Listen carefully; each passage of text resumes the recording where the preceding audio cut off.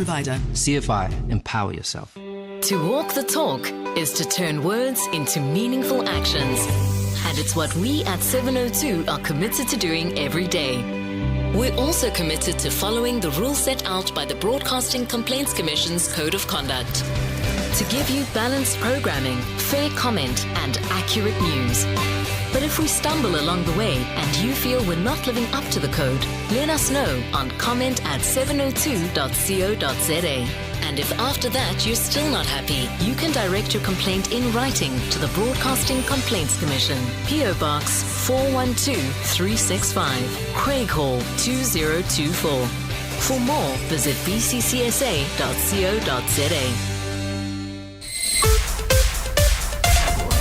This is EWN. Good morning, I'm Sfiso Zulu. Police Minister Senzo Mchunu has condemned the killing of 5 community safety patrollers in Soshanguve. The group was shot and stoned to death during clashes with suspected criminals at the Merimi informal settlements over the weekend.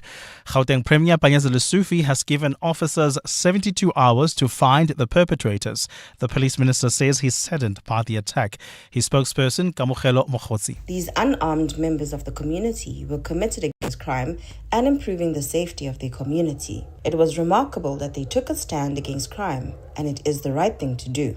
We commend the swift action of the police in initiating a manhunt for those responsible. The IFP Youth Brigade says the party should not be characterized by the past, citing black-on-black violence. Yesterday, the IFP commemorated its 50th anniversary with thousands of supporters at the Prince Mangosuthu Stadium in Ulundi, northern KZN. Nhlanhla Mabaso was there. While the IFP wants to be celebrated as one of South Africa's liberation movements, there are some who cannot view the party beyond the black-on-black violence.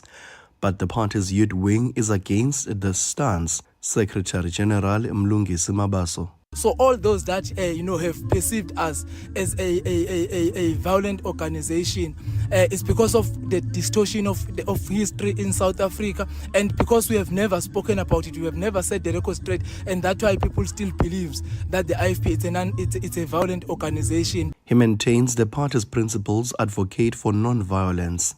Umntwana Pindangene has always been calling for peace, and that's why even during the looting, Umntwana Pindangene was on the street, on the ground, calling for peace and asking people not to loot. The party's youth says it will carry forward the legacy of Prince Mangosuthu Buthelezi. Nhlanhla Mabaso, Eyewitness News, Ulundi, Northern KZN. South African test pilot James O'Connell is being hailed for his work in the aviation industry following his death in a crash. A plane he was piloting crashed during a display at the West Coast Air Show in Saldanha Bay over the weekend. Event organizers have expressed sadness and have extended their condolences to his family and friends. Lauren Isaacs has more. James O'Connell piloted the Impala Mark 1 aircraft in Saldanha over the weekend. The retired senior officer of the South African Air Force has been described as a highly skilled and respected test pilot. Organisers say the routine display he was performing intended to demonstrate the capabilities of the Impala Mark 1, a beloved warbird with deep historical significance. According to eyewitnesses, the aircraft appeared to be under control during most of the display, but during one of the final manoeuvres, it experienced a sudden loss of altitude, crashed to the ground and burst into flames. The South African Civil Aviation Authority and Airshow South Africa were immediately notified, and an investigation into this past weekend's tragedy is underway. Lauren Isaacs, Eyewitness News. And Sports, Arts and Culture Minister Gauteng McKenzie says South Africa will be refurbishing a building in Angola that served as a transit camp during the Civil War for displaced people, including South Africans. McKenzie says when completed, the building will house abused women. He made the comments at the Freedom Park Heritage Site yesterday during an event commemorating the Battle of Quito Carnivale that happened in southern Angola between 1987 and 1988. McKenzie says the confrontations played a role in Namibia's independence and the fall of apartheid. Not only did you give us a place to stay while we were transiting, but you also made sure that the women that was in the group get a special place where they can sleep that's more safer and more secure and more comfortable. Gold is trading at $3,020, 66 cents an ounce. The rand is at 18.21 to the dollar, 23.53 to the pound, 19.72 to the euro. Brent crude oil is at $71.92 a barrel. Heading towards Kempton Park or Tambo International Airport, there's an accident scene on the R24 westbound. That's before the R21 merge, causing heavy delays. Avoid that route at all costs. There's also slow-moving traffic in the Edenvale area heading towards Bedford View R24 westbound between Edenvale Road and the Gululis interchange, and in Alberton heading towards Joburg. Expect about a 20-minute delay on the on the R59 northbound between Swartkopies and the Reading interchange. A partly cloudy day in store for Gauteng this Monday. The temperatures will peak at highs between 25 and 30 degrees. The top story in EWN this hour. Police Minister Senzo Mchunu has condemned the killing of 5 community safety patrollers in Soshanguve. EWN, in touch, in tune, and independent. For the latest, visit ewn.co.za or download the EWN app. You're with Clement Manyathela On 702. Let's Walk the Talk, streaming on the Prime Media Plus app, DSTV channel 856. 92.7 and 106 FM.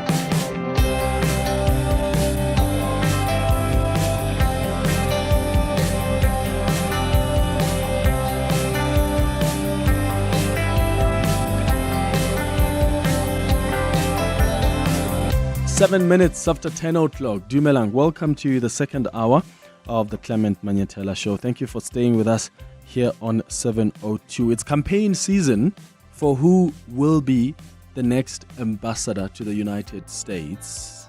Some political parties in the GNU are making their own suggestions. There are some within the ANC making their own suggestions. Some within government making their own suggestions. So what's coming up in the next couple of minutes is we look at the decision that the president has to make next. There are all sorts of campaigns, both in and outside the ANC, in and outside government, on who the next ambassador should be or what should inform the president's choice for a new ambassador. Let's start though with some of the WhatsApp voice notes that came through as we were discussing what happened yesterday was when Ambassador Rasool returned from the US following his expulsion. Here's what some of you have had to say on the WhatsApp line. Clement, morning, Chris to Pretoria. I think we must stop calling him Ambassador Ibrahim Rasool. Just take away that title. He's proved that he's not an ambassador. He does not understand the subtleties around being a diplomat. It's either that or he went there to thwart our country's plans to save Angola and to have good trade relations with the US. Morning, Clement. I think if anyone still thinks that this whole issue that America has with South Africa is anything other than the ICJ case against Israel, then they are surely mistaken. At the end of the day, an ambassador to the United States of America is an ambassador to Israel. So it's no surprise that the DA's Helen Zeller is asking for Tony Leon to step in. Helen Zeller has made it very clear that they stand with Israel. Make of that what you will. Clement, good morning. For me, it doesn't matter. As long as that person will carry the flag of South Africa, will go there in the interest of this particular country, not in the interest of the whites, not in the interest of DA, not in the interest of ANC, but in the interest of South Africans. And if Tony Leon, when you tick the boxes, Tony Leon serves as that particular individual, why not? Tony Leon was an ambassador in Argentina. He came back with his reputation. He did well.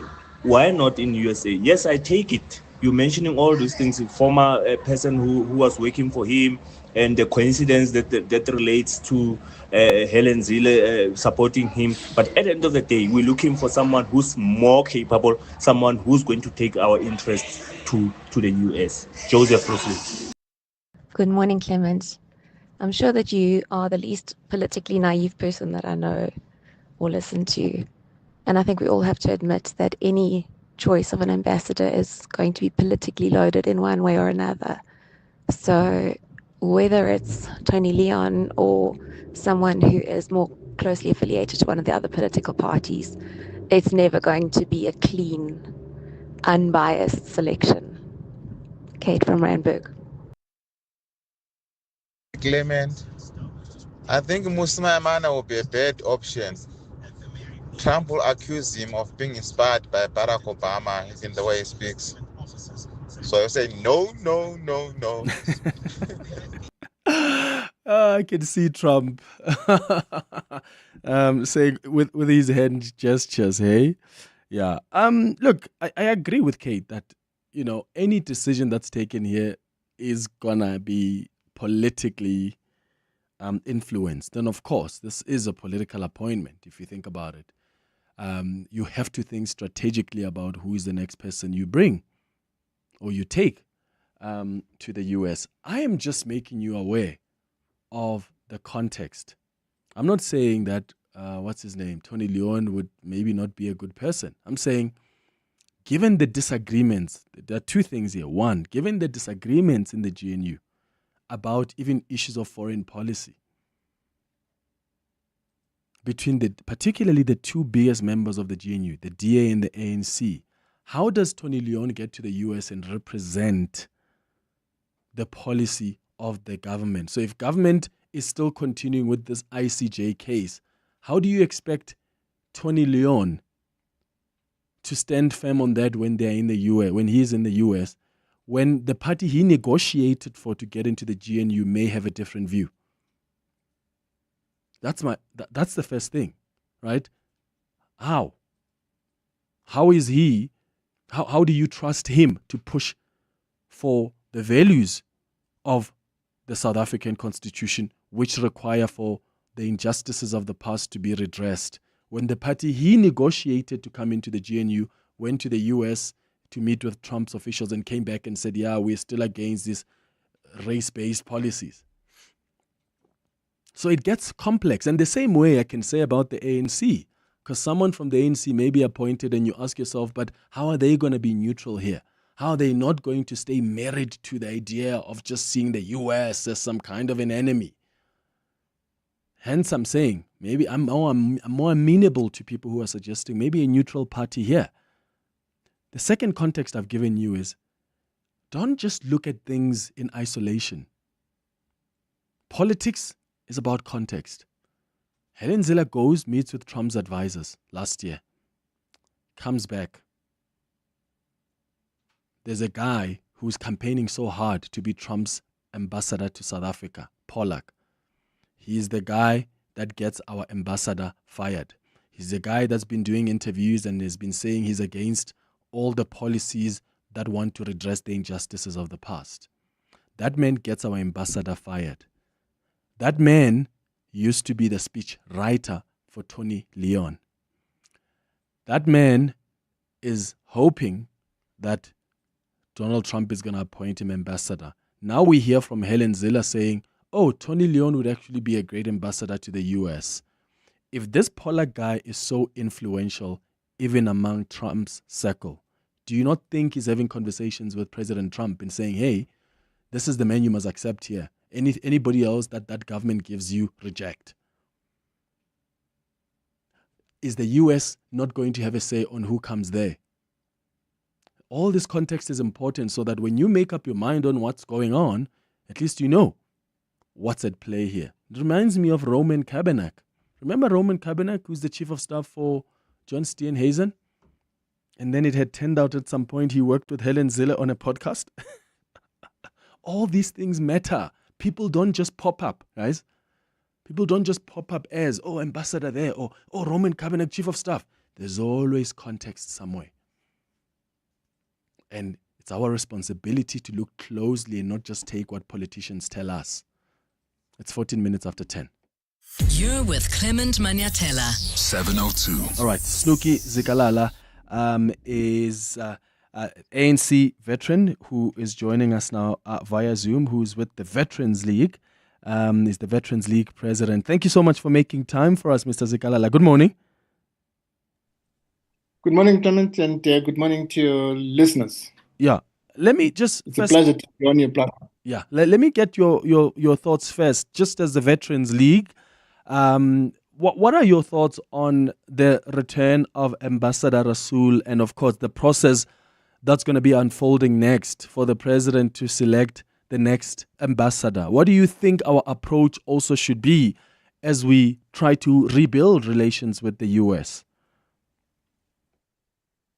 Yeah, Clement, I think we as veterans were really shocked and when Ambassador Rasool was made a persona non grata in America, because he was involved with MISTRA, which is an academic platform, and those were academic discussions they were having. And we thought that America, being a democracy that we understand it was, we would understand exactly where he's coming from. But within 12 hours of that interaction, and he was made an illegal immigrant in America. We're shocked, and the manner in which it was handled, because we'd have thought that maybe the American head of international relations was going to call him and said, look, we heard and saw your remarks at MISTRA. This is unacceptable in as far as we're concerned. Can you explain to us? And of course, we'd have made a complaint to the president before they took that decision. But, well, it's their decision. It has got nothing to do with us. But we were shocked. And at the same time, we were also shocked by the manner in which they decided to deal with South Africa as a whole. And as you know, that the president's emergency plan for AIDS itself, it was withdrawn immediately. And the AGOA is being threatened. And the hostility that the Trump administration has towards the African National Congress and our government is really unacceptable. And that we are saying that it means that they got wrong influence from some individuals. As you know, that the Afrikaners went, a few people from Afrikaner Solidarity and AfriForum, if I'm not mistaken, they went in and said that, look, the expropriation of land it's been implemented and haphazardly, and they are being persecuted in South Africa, which is not true. Which is not true at all. And we all know that it's not true. And the Trump administration decides that they should listen to them instead of investigating.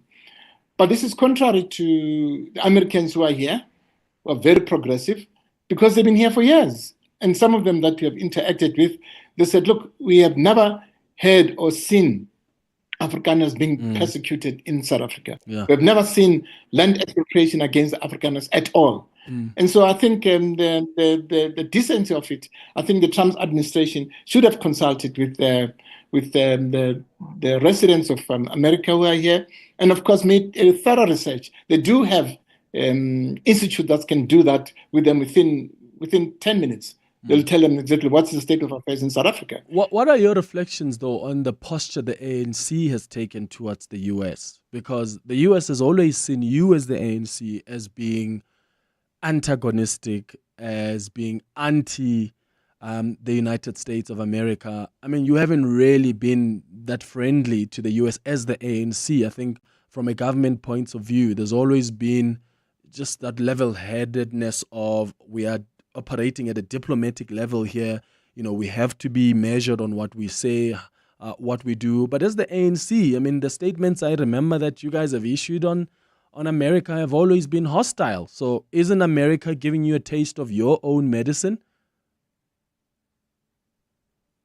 No, we have not been hostile. We have been non-aligned. We have not been hostile, we have been non-aligned.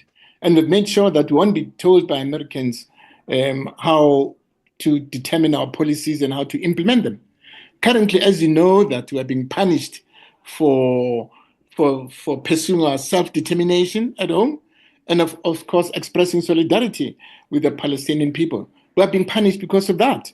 And we're not going to be told by any other country what our foreign policy should be, because we're a sovereign state, and our policies are based on our Freedom Charter, are based on our Constitution, and we won't allow any individual to interpret our constitutional values, principles, and objectives the way they want. And so we're an independent country, and we believe in human rights. And we're not going to be told that we should sever ties with the Palestinian people. We cannot allow genocide to continue in Palestine, where within 6 months, more than 50,000 young women and children have been slaughtered. That is genocide. And we cannot be told that we must shut up.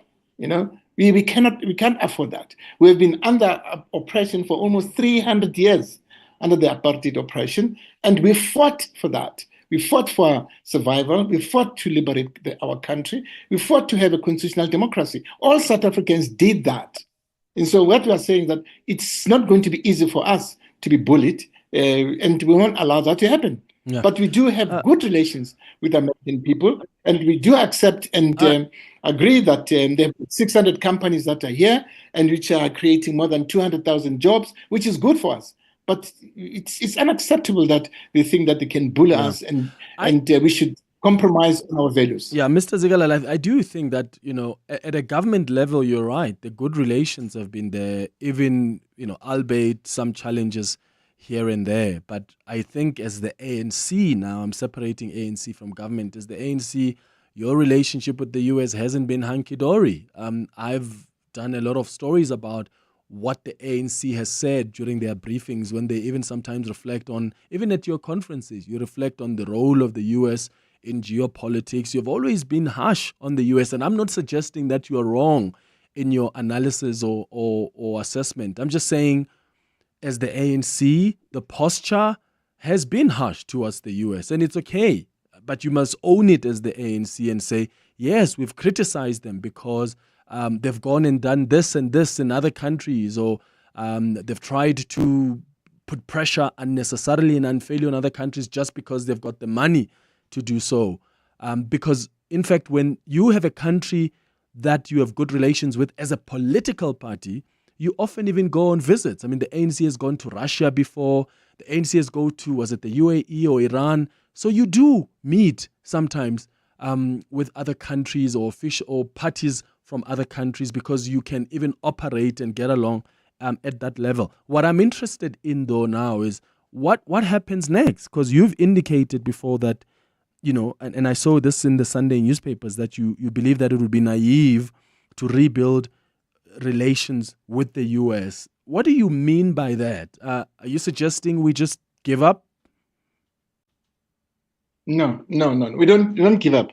We don't give up. We are saying that with the Trump administration, with his hostility towards the ANC and South African government, with him not wanting to listen to reality, to the truth of what's happening in our country, it will be naive. But at the same time, we are saying that our president says that, look, Marumo Fatsi, and he says, let's tread carefully, let's negotiate and see what we can get out of it. And so we appreciate what the president says, and we have confidence in the president that he may change the attitude of Trump, but he does not have to. He won't be able to bend on his demands. Won't allow him to treat our president as he treated Zelensky. That cannot happen in South Africa. And so all that we are saying, that looking at his intransigence of the Trump administration, their arrogance, it's very difficult for you at the face value to say, can I convince this person that what he is doing is not true? And what, of course, he's doing is not true. What he heard from the Afrikaners is not true, because it was based on research, and they have the capacity to do research. If it was based on facts of what the Afrikaners were saying, we'll definitely mend our relations. But all that we are saying with the Afrikaners, but the Afrikaners themselves, they were very disingenuous for them to have gone out and said what they said. So it's AfriForum, right? AfriForum, not the Afrikaners, because there are other Afrikaners who don't AfriForum. Yeah. In the group called AfriForum. Yes. Yeah. What happens next, though, Mr. Zikalala? Like, what I'm asking is, do you think, as the ANC Veterans League, that there's that we can rebuild relations? Because whichever way you look at it, at some point we need to sit down with the officials from the Trump administration. Any negotiation requires trade-offs. So what do we trade off? What concessions are we willing to make? Because I can tell you now, you can send even Thabo Mbeki or whichever best diplomat you have. When you get there, what the Trump administration wants is concessions. What are we willing to concede on? We won't get into a transactional relationship with Americans. We won't trade off the the Palestinians' rights for us to get economic support from the Americans. That's one thing that we'll never do. Then we'll be selling our souls as the African National Congress, because we're a principle, a organization that belongs in constitutional democracy and in the rule of law. And so we'll definitely won't be able to, and our president knows that. And so that's why we have confidence in him to say that you should not have transactional relations with Trump. As you saw when he was dealing with Zelensky, you give me your minerals, and we get into a ceasefire immediately, we give you weapons. We can't enter into that negotiation with the Trump administration, but we leave that to the president of the African National Congress and the country, because we have confidence in him that he will definitely make sure that the policies of ANC are not being undermined by the United States of America. Mm. Who do you think would perhaps be best as the president considers Rasool's replacement? Helen Zillett says Tony Leon. He's got some experience when he was in Argentina. What do you think of that suggestion? Some people are mentioning the name of Lindiwe Sisulu. Some people are mentioning Andries Snell. I heard the ambassador Rasool yesterday saying we mustn't select anybody just who's going to be white because we're trying to appease a white president in the US. What are your thoughts on all of that? Well, as you know, that the African National Congress believes in non-racialism and in unity and diversity. And so we won't venture into say who the president must appoint, because that's the president's prerogative. But if we feel that the person who's been appointed is not appointed on merit, won't be able to represent South Africa and the South African nation, we've got the right as veterans to seek an audience with the president, which he will definitely give us. And he also always give us a hearing and say, but Comrade President, we don't think this will be the right person to represent South Africa. And the person who believes in non-racialism, the person who believes in economic growth of the country, the person who believes in solidarity with the Palestinian people, we don't think is the right person. The president will give us a hearing. And so we don't want to venture into that because that is his prerogative. But we know very well that we do have a hearing with the president. If we feel aggrieved, we feel that this is not the right person, we'll definitely seek an audience with him, and he'll listen to us. Should it be someone neutral, though? I mean, do you agree that whatever decision the president makes has to be strategic? It's got to be tactical, because we're in uncharted waters here. You can't operate like you're operating with any administration. There's serious hostility. The relations are at an all-time low. There's no trust for each other. The president has to consider all of those things. So some suggestions from some of our listeners this morning is that maybe look at someone who's neutral. Look at someone in the business community, in the faith community, and not necessarily someone from the ANC or someone who's aligned or is from the Democratic Alliance. Do you agree that perhaps that could be the answer? Well, we would prefer it if somebody who's appointed on merit, somebody who's skilled, somebody who's competent, somebody who has the interest of the country at heart. That's an individual that has to represent South Africa. Somebody who knows exactly what solidarity work is, and they won't be able to throw us underneath the bus. And so it will be up to the president. The president, he's a very competent president that we have, and we want to leave it up to him. But if we have any objections, we'll definitely call him and say, Comrade President, can you give us a hearing? Which he will. And so, but as long as the person is appointed on merit, a person believes in constitutionalism, in the rule of law, and believes in rebuilding the relationships that have been spoiled between us and America. All right, Snuki Zikalala, President of the Veterans League, the ANC Veterans League. Thank you so much for making time for us. Here are some of the WhatsApp voice notes that have come through during that conversation. Clement, as your current guests have been serious, the ANC have sold their souls, their ethics years ago. And there's no ways that the Americans are are interested in us remotely. Not at all. The Americans have had enough of us, with the ANC siding with the likes of Russia, China, North Korea, etc., Iran, supporting Hamas, because effectively supporting Palestine is supporting Hamas.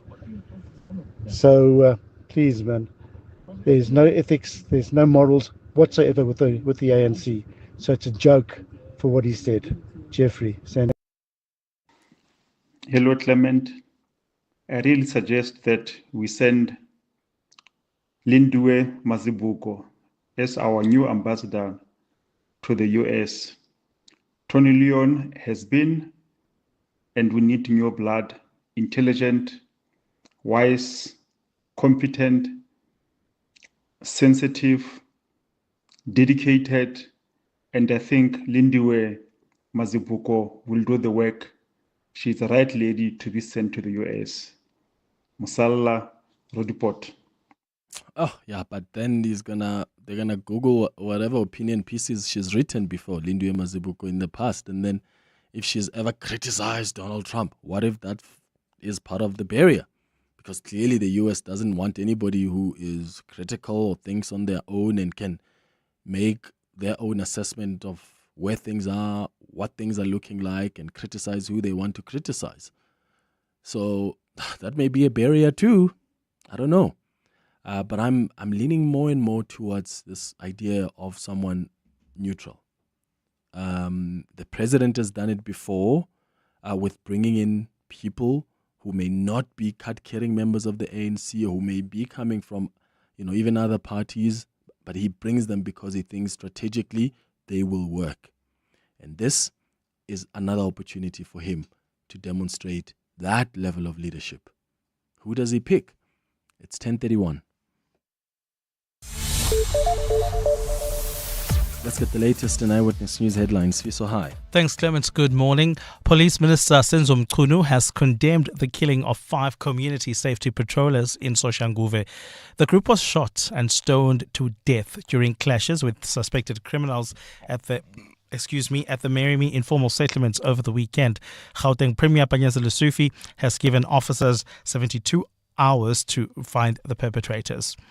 The cross-examination of the state's main witness in the Joshyn Smith trial has resumed today after several discrepancies in her testimony were highlighted. Former accused turned state witness Laurentia Lombard is back in the dock to be cross-examined by defense attorneys for the accused. And the first flight carrying Venezuelan migrants deported from the US has landed. This follows President Donald Trump's crackdown on undocumented foreigners since he took office in January. Social media footage shows some deportees celebrating on the tarmac. Others made the sign of the cross as they disembarked. Those are the headlines. This EWN and more at 11 or as it happens. EWN Traffic. In the Joburg CBD, there's an accident scene. This is on the M1 northbound at the double-decker section, causing heavy delays all the way from the Crown interchange. Avoid that route if you're heading towards the Joburg CBD at this stage. Also, slow-moving traffic in the Kempton Park area, R24 eastbound. This is between Edenvale Road and the R21 merge due to an earlier accident. Also in Alberton, expect about a 20-minute delay heading towards the Joburg area. That's the R59 northbound between Swartkoppies and the Reading interchange. Look out for those faulty traffic lights in 4 ways at Witkoppen and Cedar, as well as in Sandton, at Grayston and the M1. I'll have your next Eyewitness News traffic update just after 11. There's more EWN on air, online, and on the EWN app. Hey, remember when our office turned into an indoor swimming pool from the flood incident we had? Oh yeah, feels like it was just yesterday. Luckily, we are with My Way Business Insurance and they kept us afloat despite the soaked carpets. Talk about an insurer that's got your back no matter the situation. Agreed. With My Way, we can weather any storm with the ultimate confidence. Cover your building and office contents hassle-free with MyWay Business Insurance. Visit myway.co.za for a quote and do business your way. MyWay is a licensed non-life insurer and FSP. T's and C's apply. My family's struggling with snotty noses and phlegmy coughs. Oh no! Have you tried ACC? ACC 600 is a convenient one-a-day effervescent tablet from 14 years of age. Or now also in a no-water-needed, fruity-flavored sherbet-like granules that dissolve in your mouth. Ideal for the on-the-go adult. Ask for ACC 600 effervescent or oral powder at your nearest pharmacy to get rid of the snotties and flemmings. And trust, if it doesn't say ACC, it's not ACC. Simply Asia is giving away 4 tickets to Thailand. But who will you take with? Let's hear what is being said in South African homes. I don't know, Gerald. I love Auntie Janine, but she talks so much. Imagine her on a 12-hour flight. But what about Uncle Louis? He did pay for our wedding. Darling, which child are we leaving behind? Obviously the one who complains the most. Hey, that's not fair. Whoever you pick, just make sure you enter the Simply Asia Songkran competition. T's and C's apply. Let's face it, in this country, small business owners wear many hats, and they wear them brilliantly. That's why MTN and 702 wanted to bow hats to all the incredible SMEs of Gauteng for being such a valuable part of our communities and a vibrant force in SA's economy. At the 702 Small Business Awards, brought to you by MTN, because MTN is here to help grow their businesses and move them further. Go to primemediaplus.com now, enter your SME, or nominate a small business doing big things in the 702 Small Business Awards, brought to you by MTN. Today, we make moves. T's and C's and more on primemediaplus.com. You're with Clement Manyathela. 702. Let's walk the talk. It's 24 minutes now before 11 o'clock, and we continue now with a series that we started a couple of weeks ago, looking at companies that faced a number of scandals or controversies, and we just do a check-in with where they are and how they are recovering. We started with KPMG. We spoke to the CEO of KPMG, and then we looked at Eskom and spoke to the Eskom board chairperson. Last week we focused on Siemens, which is one of the world's largest engineering and electronic firms, which was involved in one of the biggest corporate corruption scandals in history. And we spoke to the chief executive officer at Siemens Sub-Saharan Africa. Today we're focusing on a company that is familiar to many of us, Steinhoff. Remember that Steinhoff scandal? It was dubbed as South Africa's largest corporate fraud by all accounts. The company itself has ceased to exist, but a newly established holding company has inherited what remains of Steinhoff's assets, the liabilities and contracts. So we're going to look at where that company is now. And we are joined by Sam Soul, who is a journalist at Amabongani, who is joining us now on the line, Abamongani Center for Investigative Journalism. Sam, thank you so much for making time for us. Good morning. Sure, Clement, and it seems like I'm by no means an expert like some of the people who've joined you from the actual companies, but I'll do my best to set out as far as my understanding is where things are for you and your listeners. I appreciate that. I want us to maybe just first of all explain to the listeners what happened when Steinhoff ceased to exist. So this new company that has taken over the liabilities, the assets, so what? It's changed the name, but that is still basically Steinhoff operating under a new name. Just help us understand that, please. Yes, so it's called IBEX Holdco, but the situation is pretty complicated. So it sits at the top of essentially what controls the businesses that once fell under Steinhoff. The chief executive is Louis de Preux, who came in, after Marcus Jooste resigned. I think first on interim basis and then appointed as CEO, and has been running the process of trying to unravel what happened and put in place measures to save save what can be saved of the company. Meet some of the local creditors, their requirements, but also the offshore lenders to whom there were huge debts owed.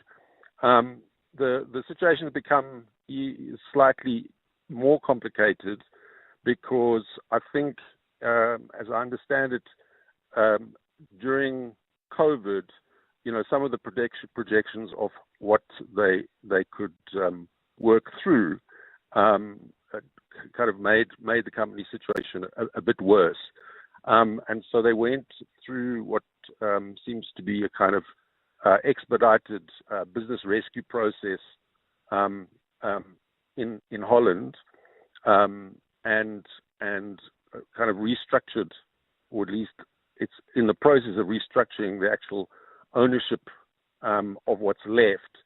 And as I understand it, the major creditors, in other words, the major lenders that have not been repaid so far, essentially become via that mechanism the owners. So they're going to control what's left of the company. Yeah. It's not clear to me what happens to the holding company once all the debts are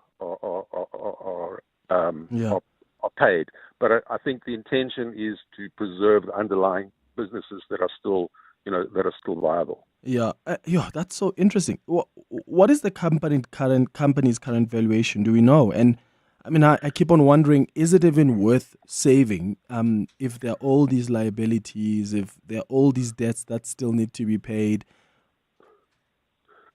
Look, I mean, I think that the argument right from the beginning was that if the company was liquidated at the time that it went into free fall, in December 2017, then it would have meant the kind of break up, the fire sale of all of its assets, and everybody would have been a lot worse off. I think what complicates things is the whole history of the offshoring of Steinhoff, because Steinhoff began its life as a South African company, and then shifted investments overseas, and then shifted its center of gravity overseas, and eventually listed originally on the Frankfurt stock exchange with a secondary listing in South Africa, in a reverse listing, which basically meant the control and the assets were transferred to the Frankfurt holding company. Now, it appears from the whole investigation that's been done since then that the basis of much of that was fraudulent. So the basis on which the Reserve Bank, for instance, granted approval for the reverse listing, etc. There were all sorts of things that Jooste and his management team lied about, etc. And that set up a kind of extraordinary process now, whereby there are ongoing, really, really serious disputes between Steinhoff or IBEX and the Reserve Bank about what happens now, because the Reserve Bank has been aware of whatever transgressions there were for a long time. In the course of the kind of the control of the new management, the Reserve Bank was given access to the results of the PwC investigation, which had been commissioned by Steinhoff, into the collapse, into the flow of money, etc. And all along the way in which this whole kind of restructuring was negotiated, in the negotiations with various creditors to pay them back, etc. The Reserve Bank was kept informed, but then in kind of mid to late 2023, long after it had basically obtained all the results of of the investigations and so on. It kind of suddenly reversed its position and began blocking some of what Steinhoff had to do in terms of the overall global settlement of its debts and liabilities. So there was blocking of payments offshore, etc.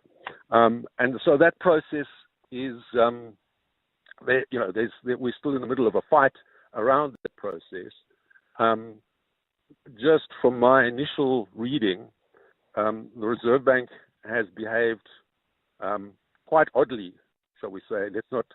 Let's not say they behave badly, but they seem to be behaving as if there are doubts now as to whether the new management has behaved appropriately and legally, etc. Although they haven't, as far as I can see, produced any evidence of that, and they seem to be relying on the kind of historical claims of what happened under Jooste, but which they've known about for years, and under which they gave approval for some of these processes to happen. And for instance, the foreign lenders, all of this had to be agreed because they were entitled at many points along the way to say, no, we're not postponing. We want our money, and we're going to shut it all down. And based, I think, on the assurances that the Reserve Bank was kind of part of this process, those processes have been deferred so that repayments can happen. Now the Reserve Bank has stepped in, and the most recent thing, they've frozen the shares owned by IBEX in Pepkor, which is essentially its major South African asset, which it proposed all along to use to pay off, to sell those shares on a controlled basis and use that to pay off the final debts. Now the Reserve Bank has frozen those dealings in those shares, and it's not clear where things are going to go from here. Okay. This fraud cost investors, I think the last I checked, the number was at 200 billion rand in shareholder value. It cost pension holders huge losses in the value of pensions held in the government employees pension fund. I got a question from one of our listeners who's asking, if you are one of those people who kept the Steinhoff shares, do you now have shares in the new company? As far as I remember, there was a very diminished, at one point, there was a very diminished return for shareholders. I'm honestly not sure whether that still is there. At one point, I think there was space for that, and I'm honestly not sure that the people controlling this process would be able to answer that question. But look, that was part of the global settlement. So institutional shareholders did get, there were some settlements with pension funds and so on that had invested based on false information. So that was part of the whole negotiated global settlement. Also with what were called contractual claimants who contracted directly with Steinhoff to swap their like the people from Techie Town who sold their company to Steinhoff in exchange for Steinhoff shares, and then discovered that their shares not that long after they had swapped them were worth a fraction of what they thought they were going to be worth.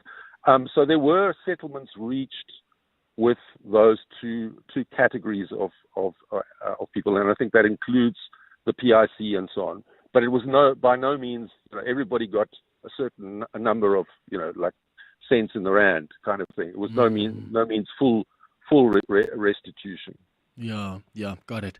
We're going to take a quick ad break. It's 11 minutes before 11 o'clock. When we come back, I want to take some of your questions coming through. You can call on 011-883-0702 if you have questions about where Steinhoff is. As you heard from Semsol, it has ceased to exist, that company, but it's now under a new holding company called IBEX. It's inherited what remains of Steinhoff's assets, of liabilities, of contracts as well. This is part of course, this conversation we're having, part of the series that we started a couple of weeks ago, where we look at companies that went through these huge scandals and controversies, and we're just checking where are they and how they're surviving. I'm going to take your questions on the WhatsApp line, or you can give us a call on 011-883-0702 after this. The sweetest hunt is finally here. But you don't need to search far and wide. Let Dis-Chem's best Easter buys hop straight into your basket. From nostalgic beacon marshmallows to the delicious Lindt Gold Bunny. Whether you're planning an epic egg hunt or just treating yourself, we've got everything you need to sweeten your celebrations. Enjoy better value on our Easter offers, valid until 20 April at Dis-Chem pharmacies. Better health starts here. You could be famous for DIY like that time you turned a barrel into a braai. Or you could be really famous for DIY with a little help from Chamberlain. Join us from 20 March to 6 April for our Really Famous for Hardware promotion and tap into 120 years of DIY know-how. Get 10% off Dulux paint mixing, explore the widest range of tools, building supplies and even siteware. And visit our newly renovated Waterkloof Glen branch. It's your one-stop DIY shop, and with Click and Collect, we mean that literally. Chamberlain, really famous for hardware since 1903. They say, on the day of his birth, he drove his mother home, and he once escaped a female shark attack using nothing but his charm. And he drives a tank. Discover the GWM Tank 300, now with a 2.4-liter turbo diesel from 8099 per month. Visit gwm.coza for T's and C's and to book a test drive. The new Tank 300 diesel. Go with more. Go with GWM. If you are balancing the books like a pro 1 minute and then running off for some last minute supplies the next, you're definitely a small business owner. MTN gets it. SME owners wear many hats brilliantly. That's why MTN and 702 want to celebrate all the incredible SMEs of Gauteng for being such a vibrant force in South Africa's economy. With the 702 Small Business Awards brought to you by MTN, cause MTN is here to help SMEs make the moves they need to grow. Visit primemediaplus.com now, enter your SME or nominate an awesome small business, and they could be a finalist in the 702 Small Business Awards brought to you by MTN. Today, we make moves. T's, C's, and more on primemediaplus.com. Your voice. Your questions. Your morning radio with Clement Manyathela. This is 702. 8 minutes before 11 o'clock, we're wrapping up our conversation about Steinhoff. Where is it now following that corruption and fraud scandal, following that huge controversy? We have seen Steinhoff CFO, remember Ben Lagrange, who was sentenced to 10 years in prison, suspended for 5 years. He was the CFO. We know about Marcus Jooste, who has since died. But the company itself is operating under IBEX inherited, which has really, IBEX, which has inherited what remains of Steinhoff's assets, liabilities and contracts. And Semsol has been helping us understand where IBEX is and really what's been happening to the company. Sam, I've got a few questions from our listeners here, and one of them is about what IBEX has done to avoid future fraud. Do we know if the company has implemented any, governance reforms to prevent future fraud? Look, I think that this whole process has kind of operated under quite a lot of scrutiny.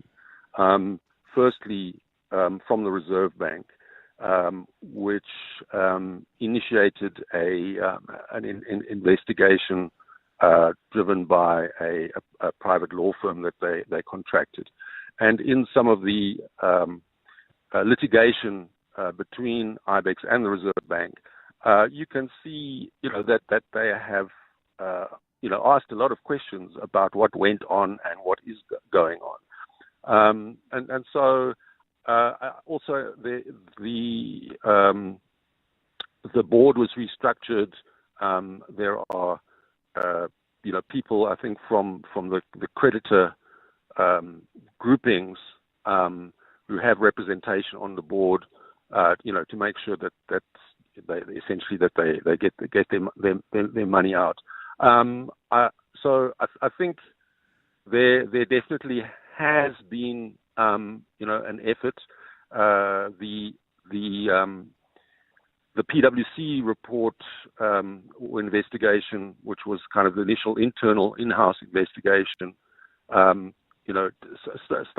and its current management haven't been completely transparent. Amabungane had to go to court and fight over years to get access to this PwC report, and we're still busy reporting on it. And they resisted that for a long time for reasons best known to themselves. But it does show that the investigation carried out by PwC was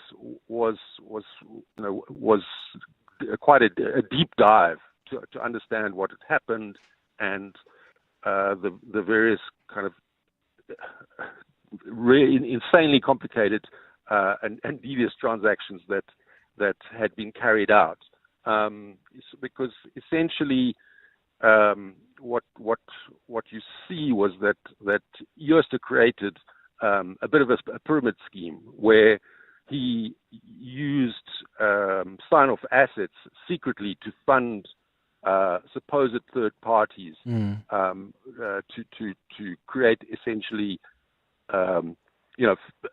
fake transactions that looked like they would either push up the share price or increase the supposed value of the property holdings, etc. So, the guys who were at the top of this company, rivaled the Guptas in terms of the complications and deviousness of the whole transaction network that they used to kind of conceal what they were doing. So I think that has been unraveled, but now the consequences of that are still, the echoes are still echoing down now in the dispute between Steinhoff and the Reserve Bank. The last question is about accountability. Tsapo says, what other accountability have we seen since this fraud scandal? So beyond just the arrest of the CFO, has some monies being paid, seeing that there were losses in the value of pensions held in the government employees pension fund? So what other accountability have we seen? Look, so just in terms of shareholders and so on, that was part of the whole rescue and restructuring process. There was settlement reached with the various claimants to get some money out. The South African creditors were paid out, as I understand it, prior to the kind of international lenders. So a lot of that has been settled. But I think the question is good in terms of, the individual responsibility as to, it was relatively, for such a huge group, a relatively small number of people who managed this. But, you see with the emails that were flying backwards and forwards, people talking in billions in terms of the structuring of deals. And I don't think we have processed the accountability side of it as far as it should go. There were two auditors from Deloitte, South African auditors, who have been sanctioned by IRBA, that's the Independent Regulatory Board, for that profession, as I understand it, to the highest level that IRBA can. And then they have referred that to the professional body to have those people struck off. We're not sure what's happened there. But certainly I think there should be criminal investigations into those two individual auditors, because they reached, at least the one I think reached a settlement with with Erba in terms of he admitted to certain things. And if you look at what he admitted to, it goes to the heart of the kind of wool that was pulled over everybody's eyes. If the auditors had done their jobs, then we wouldn't be here. Obviously, Deloitte itself, as part of the international settlement, paid I think more than a billion rand, but did not admit guilt or liability. But got it. Yeah, Sam, I have to cut it there because I'm completely out of time. But thank you so much. You've given us so much context to help us understand where Steinhoff, which now operates as IBEX, is at. I really appreciate your time. Sam Soul is a journalist with Amabungani Center for Investigative Journalism. Just handle exit.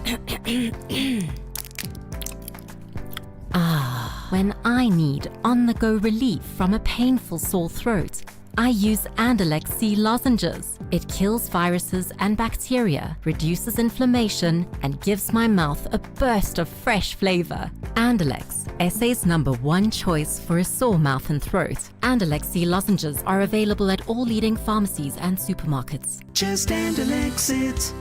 Take notes, sketch ideas, and sign documents on the go when you get the Samsung Galaxy Z Fold 6 from Vodacom, Mzansi's fastest 5G network. Get it for only 1,299 Rand per month over 36 months on our 4.8 gig Red Core plan. Enhance your deal when you trade in and save. Available in-store and online. T's and C's apply. Feather together.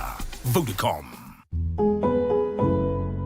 At Zero, we know there's nothing small about small business. It's starting from scratch. It's the hustle. It's the 9 to 5 and the 5 to 9. We don't think of you as small. We think of you as self-made. Zero, accounting software for self-made business. This is EWN. Good morning, I'm Sfiso Zulu. Police Minister Senzo Mchunu has condemned the killing of 5 community safety patrollers in Soshanguve. The group was shot and stoned to death during clashes with suspected criminals at the Merimi informal settlements over the weekend. Gauteng Premier Panyaza Lesufi has given officers 72 hours to find the perpetrators.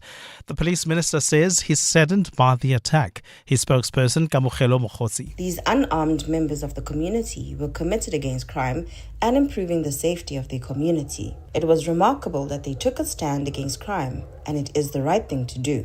We commend the swift action of the police in initiating a manhunt for those responsible. The cross-examination of the state's main witness in the Joshyn Smith trial has resumed today after several discrepancies in her testimony were highlighted. Former accused turned state witness Laurentia Lombard is back to the dock to be cross-examined by defense attorneys for the accused. Lombard's testimony has implicated Jocelyn's mother, Kelly Smith, and Jacqueline Apollos, as well as Stefano van Rijn, as being complicit in the little girl's disappearance. Carlo Peterson reports. Laurentia Lombard was taken to task during cross-examination last week for numerous contradictions in her testimony and confession statement. Lombard testified she witnessed Kelly Smith sell Jocelyn to a Sangoma for 20,000 Rand before agreeing to pay her, as well as Jacqueline Apollos and Stefano van Rijn, to keep quiet. In her testimony, Lombard told the court she overheard Smith and Apollos agree to split the money the day before Jocelyn went missing. However, in a confession to police in October last year, Lombard stated the alleged agreement was on the day Jocelyn disappeared. She also shared conflicting versions about whether her children were with her when she allegedly overheard the conversation. Lombard will be back in the dock today to answer more questions about her testimony. Carlo Peterson, Eyewitness News. The IFP Youth Brigade says the party should not be characterized by its past, citing black-on-black violence. Yesterday, the IFP commemorated its 50th year anniversary with thousands of supporters at the Prince Mangosuthu Stadium in Ulundi, northern KZN. Tlahla Mabaso was there. While the IFP wants to be celebrated as one of South Africa's liberation movements, there are some who cannot view the party beyond the black-on-black violence. But the party's youth wing is against this stance. Secretary General Mlungisi Mabaso. So all those that have perceived us as a violent organization is because of the distortion of history in South Africa, and because we have never spoken about it, we have never set the record straight, and that's why people still believes that the IFP it's a violent organization. He maintains the party's principles advocate for non-violence. Umntwana Pindangene has always been calling for peace, and that's why even during the looting, Umntwana Pindangene was on the street, on the ground, calling for peace and asking people not to loot. The party's youth says it will carry forward the legacy of Prince Mangosuthu Buthelezi. Nhlanhla Mabaso, Eyewitness News, Ulundi, Northern KZN. And the first flight carrying Venezuelan migrants deported from the U.S. has landed. This follows President Donald Trump's crackdown on undocumented foreigners since he took office earlier this year. Social media footage shows some deportees celebrating on the tarmac. Others made the sign of the cross as they disembarked. Nearly 200 deportees were on the plane. Gold is trading at $3,020.66 an ounce. The rand is at 18.21 to the dollar, 23.53 to the pound, 19.72 to the euro. Brent crude oil is at $71.92 a barrel. In Alberton, heading towards Joburg, expect about a 20-minute delay. This is on the R59 northbound between Swartkoppies and the Reading interchange. If you're leaving the Joburg CBD, traffic is a bit sluggish. This is on the M2 westbound between the Crown Exchange and Main Reef Road. And look out for those faulty traffic lights in Midrand at Allendale and Old Pretoria Road. A partly cloudy day in store for Gauteng this Monday. The temperatures will peak at highs between 25 and 30 degrees. The top story in EWN this hour. Police Minister Senzo Mchunu has condemned the killing of 5 community safety patrollers in Soshanguve. EWN, in touch, in tune and independent. For the latest, visit ewn.co.za or download the EWN app. You're with Clement Manyathela on 702. Let's walk the talk. Streaming on the Prime Media Plus app. DSTV channel 856. 92.7 and 106 FM.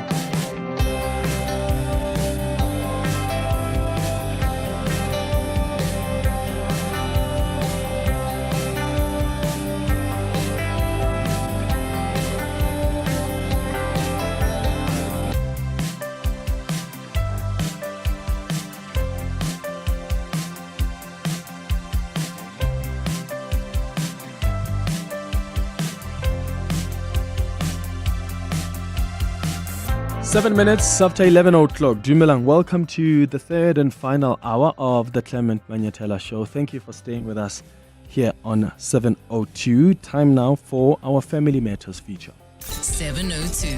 Family Matters. So on our Family Matters feature this morning, we're discussing how power or the status of a family member can affect family dynamics. Whether it's the power or the wealth, status or the popularity of a family member, that can have an enormous impact within the family. Some people can take advantage of it, right? Some people can use your status. In fact, there are people who use their status to control everything in the family, and they want to be the ones that make the decisions, etc. Some members of the family will treat people with a particular status differently to others who are not as privileged. Some members feel entitled to whatever benefits come with your status, especially when there are no boundaries that are set. So all of this can affect the dynamics in the family. And yes, on the other hand, one's status of power or wealth might also help family members, whether it's maybe you paying for their tuition fees or finding employment for them, or assisting in some way.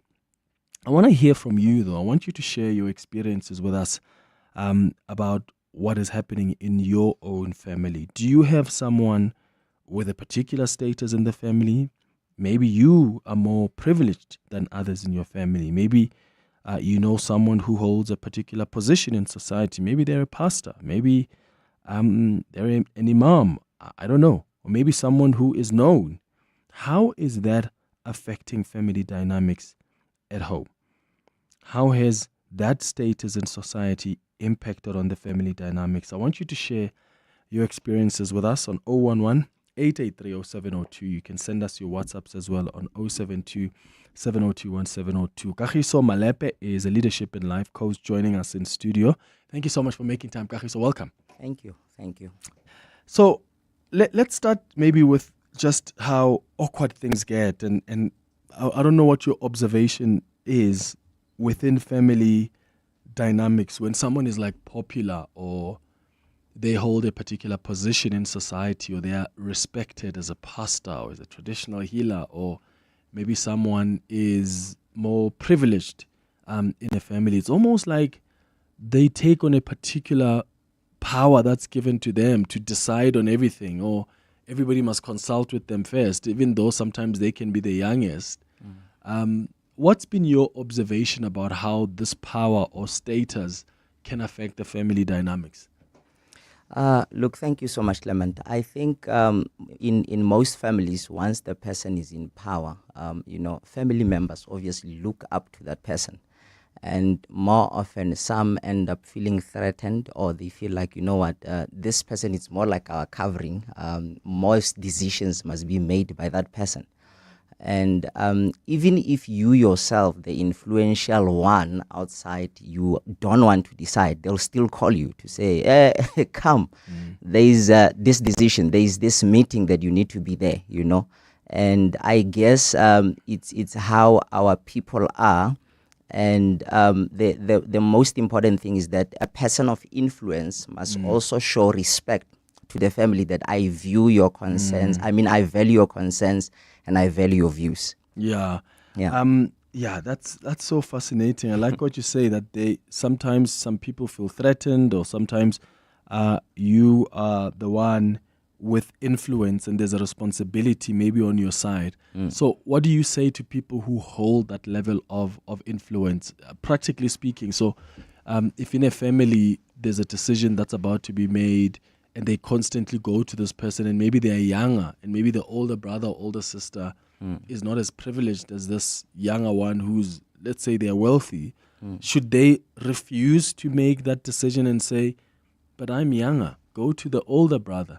Because families do that, right? Sometimes there's an older brother or an older uncle who should be the one consulted on specific issues, but because that uncle or aunt is not as privileged or as wealthy, or they go to this rich auntie or this rich uncle, even where they have no business making decisions. So what do they do themselves when they are consulted? No, I think the most important thing is to say, the first thing, if they say we need an advisor or there's a decision to be made, first of all, they must create a platform to everybody and say, what is everybody saying? Let's hear what they say. So let them try to be the last people to comment or to make decisions. It's only when everybody says, we are expecting you to make these decisions, it's where they'll be able to say it. Once you do that, you are also training them, or you are teaching them, or you are saying to them, I value what you think, I value your opinion, and the next time they will also be able to make decisions. I think the more you do that, you are also building their confidence to say, I value how you think. Yes. Yeah. Okay. So we've looked at the influence. Another consequence of someone who holds a particular power or wealth or status in a family is that can be taken advantage of, where people end up not even contributing their bit to take care of the mother or the dad, or family things that require support, let's say from older siblings. How do families then deal with that? Because sometimes there's an entitlement of, well, because you make more money or because you are known, then you must be responsible for the larger part of things. Yeah. I think it starts here. Number one, we are family. So you need to define your relationship with your family to say, you know what, we are a family. So we are the sons or we are daughters in this house. So this is how we have to relate. We all have responsibilities. It does not matter who's earning more or what, So the most important thing, you just show them, you are a son in this house, you also have a responsibility to take care of the household. It's only where, it's all about the effort or the intention to say, I'm a son. If I'm able to afford 10 rand, then I'll give 10 rand towards the household. It's only then where you say, okay, we need 100,000, but these people can't go more than 10 rand. It's where you'll be able to step in. But when you show them to say, even your 10 rand has value, even the little that you contribute has value, you are actually training them. Because remember, those people are not going to remain on the same level. Yeah. They are going to grow from 10 rand to 100 rand. So if you don't train them that time, you are destroying them. You're not helping them to build their capacity. Yeah. What about those who take advantage of that? So if you're a family of 3, and then you decide that, okay, let's say we need to take our mother to an old age home, and we each have to pay 2,000 rand, and then Clement comes and says, but now I can afford 1,000 rand, because Clement knows that the others or one of them is more privileged to cover. Yeah. And yet Clement is busy bowling here in Joburg, drinking champagne and driving fancy cars. Sure. Just really misusing money. So he can afford to contribute 2,000 rand, but he's just not going to, but that one has more money, so they'll cover it. Yeah. So sometimes that's a dynamic that exists where you say to people, give what you can, but they end up giving what they want, sure, and not what they can, because they've studied the dynamics. Yeah, true. It's challenging. It is, but I think the most important thing is to be blunt and honest, to say, look, because we need to be clear and be honest. Look, this is what we have to do. You need to play your part. So if they don't play their part, it's okay, as long as you clarify that here is a platform, this is what we need to do. At the end of the day, they are doing it as well for themselves. There are situations that are going to require them. You gave them the platform to grow, so they refuse maturity. And you do your bit, right? Yes. At the end of the day, that just do what you can, because you can't really also force other people to do what is their responsibility. If someone doesn't want to take care of their mother, this is also your mother. Maybe you focus on that. 011-883-0702. The WhatsApp line is 072 702 1702. I'd like to hear from you on how power or status of a family member affects the family dynamics. And I know it's difficult to self-reflect, but maybe you are that family member. Maybe you are that auntie that's seen as unemali, nalizaka, you're the rich one, or the uncle. How does that affect the family dynamics? Or maybe you are the one that's popular in the family. Maybe you're the one, you're a pastor, you're so respected by the community that you can see that the posture that your family takes towards you is quite different. It's influenced by the position you hold in society. It's influenced by the amount of money you have.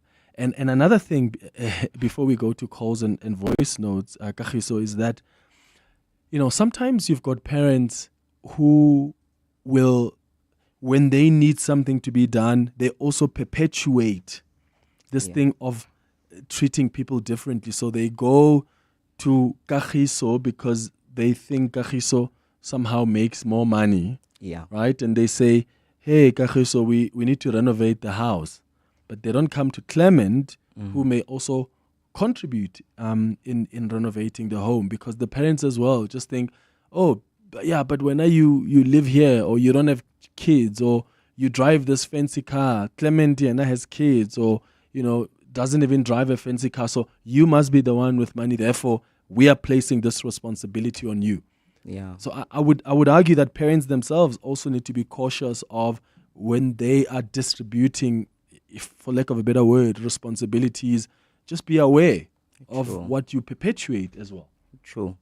And also I think, as you are emphasizing on the issue of parents, I think the influential one, because you know that you are influential, right? So you have a responsibility to influence how people think as well, because if you know you are influential, then when your father or mother says, I think we need to do this, you also have a right to say, don't you think you should tell so and so first? Then he's going to communicate that information with all of us as your children. So once you do that, you are training your parent how to communicate. You are influencing how they think as well. Yeah.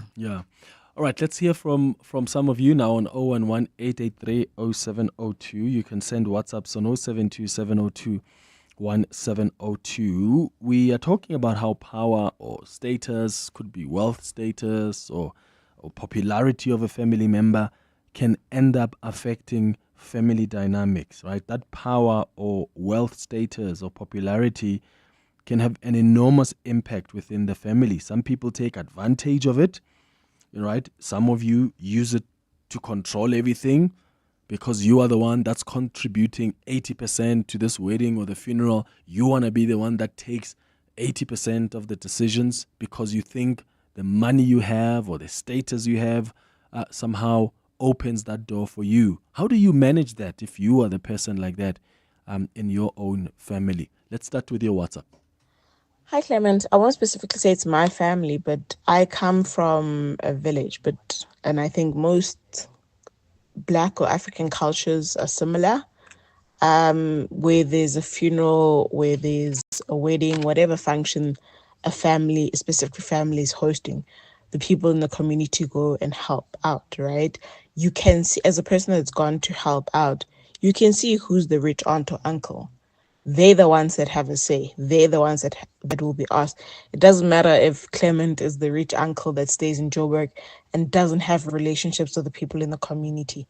They will be the ones that will be asked, even though they don't even have the knowledge or might not even actually be the correct person to be taking the lead in those situations. But anyone with money that is contributing probably the most or is seen as the prominent or the rich one in the family, they normally like the ones that get the most respect or take the lead. It's so weird how money just changes the dynamics and how money becomes the be-all in families. And I think we witness that in many of our families. True. We witness that a lot. As soon as somebody has money, we revere them more. Somehow we give them more respect. When there's a funeral, that other bedroom or those cups that your grandmother never used to allow you to use for anybody to make tea, you use them for this person in the family. And it's now weird because this person grew up knowing that these cups are only for the guest. Now they're treated as a guest. It's so awkward, and some people really just enjoy it. Like they bask in that reality. Here's another voice note. Hi, Clement and team. Oh, what an interesting topic. You know, where I come from, we have some sort of a similar situation whereby people that are not working or people that are not financially strong, no one listens to them. So what I've done is every time when we have a meeting, what I try to do is I call everyone and hear their input, right? And then after hearing their input, and then we'll decide as a family. But one thing that I've always seen, we always have those meetings during funerals and to just get their input, but they always disappoint. No one just comes to the party. So yeah, it's a bit challenging if you want to include people, but they don't come to the party. So yeah, anonymous here. Yeah, but I think there's context there sometimes. I don't know what you think, Kagiso. When people have not been made to feel like they can say things or contribute or give an input for the longest time, or they've observed how certain people are treated who have more money than them, of course they're not going to play a part. Of course. So I mean, you such responsibilities, we don't expect them. We don't expect people to do them during events. You know, we also need to be careful of our day-to-day life. How do we invest on our relationship as a family?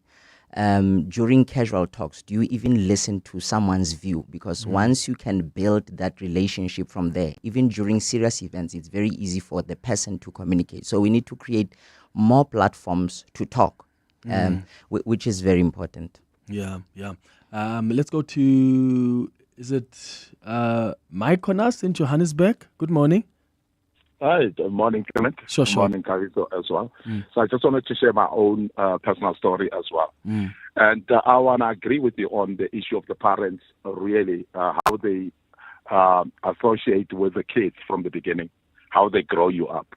I'm the elder brother, and I had 4 brothers behind me who I personally took responsibility to take care of them.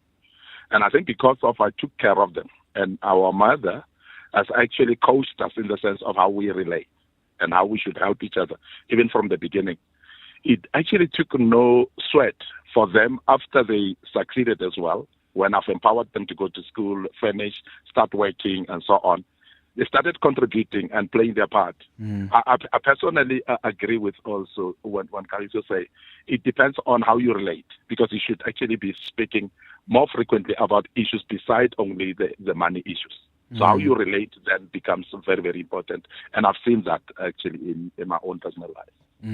Yeah. But thanks very much for the great show with Kariso. Yeah, thank you for sharing your experience with us, Mike Corners. I really appreciate it. Hi, Mr. Manyathela, Tabango Brinishivali here from Boksburg, Maresu Mandela Park. Listen, I don't like to talk about myself as much, man. But I'll say anyway. I remember before things getting right for myself, things were normal in the family. I have 2 sisters and the cousins. Things were normal, and then it happened that somehow, even though it's not much, but judging from my background, it's something better. So now when they give me food, they give me the botonyanele and dijo with clothes. You say, guys, no, don't do this. Last year things were normal, but now you want to give me with the clothes and whatsoever. No. Let's remain normal. Hey. Yeah, it's just awkward. You're like, I'm a child. Yeah. Why are you doing this? But that's why the responsibility is also on us. Yes. We must say, no, don't do that. Like, reserve that for the elders. I'm a child here, Okay, let me read this and then, Karis, I'll get your thoughts now. All right. Shelley says, Clement, I'm one of those that are privileged in my family, and I must say it's just too much sometimes. The responsibility is a lot. People suddenly don't want to do anything or think for themselves. You're expected to solve everyone's problems, including financially. It's overwhelming.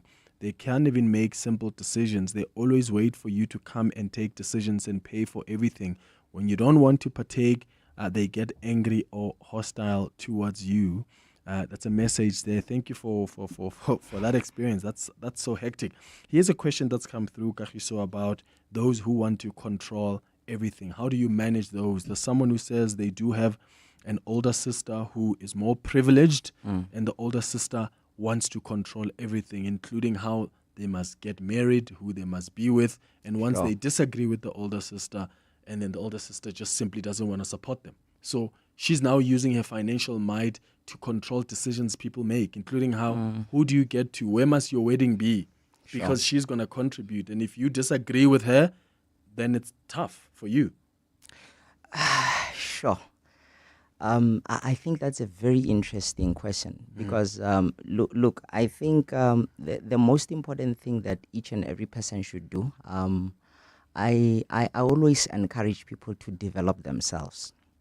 When I say develop yourself, I even mean that you get to a point where you develop how your communication skills as well.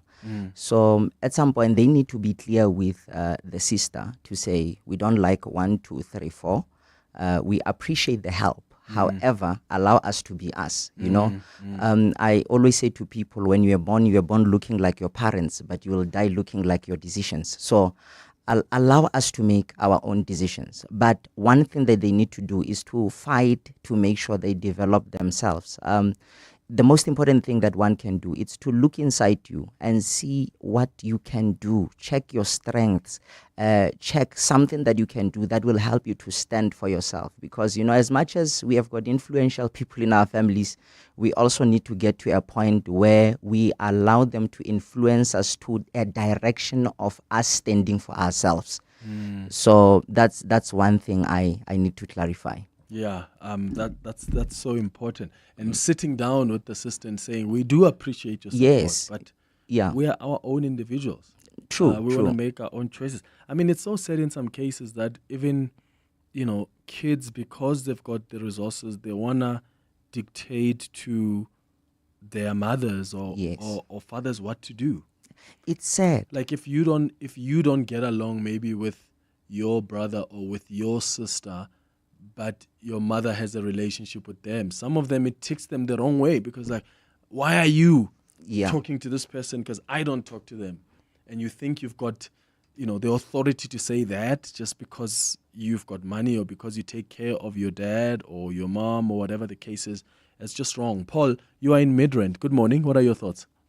Yes, I would say that sometimes at home we find that maybe myself I'm the firstborn at home.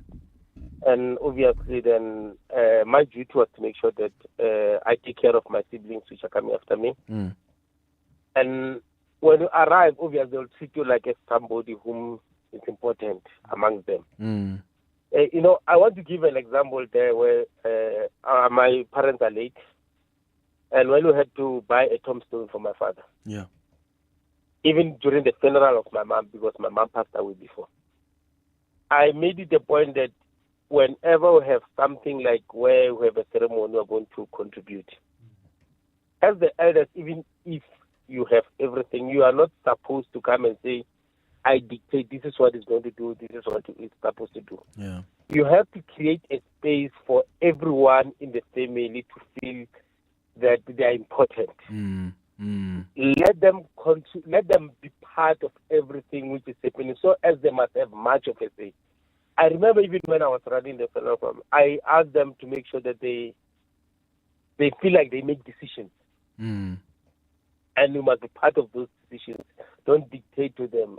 These things of being successful in the family, I think as people, we must use it to make sure that we unite. And not leave the morals which we have been raised on. Because we have been raised with morals which are good, and we have been raised with morals of trying to bring family together. Yeah. Don't let that success get into your head. Paul, in Midrand, thank you for your call, and kudos to you, man. For what you are doing in your family. Let's get the latest in Eyewitness News headlines. More of your calls and WhatsApps after this. Maki, good morning. Thanks, Clement. Good morning. We begin in the Western Cape courts where a defense attorney in the Joshyn Smith trial is questioning the state's main witness today about her version of events on the day the child went missing. The cross-examination of former accused turned state witness Laurentia Lombard continued today with the defense trying to discredit her testimony.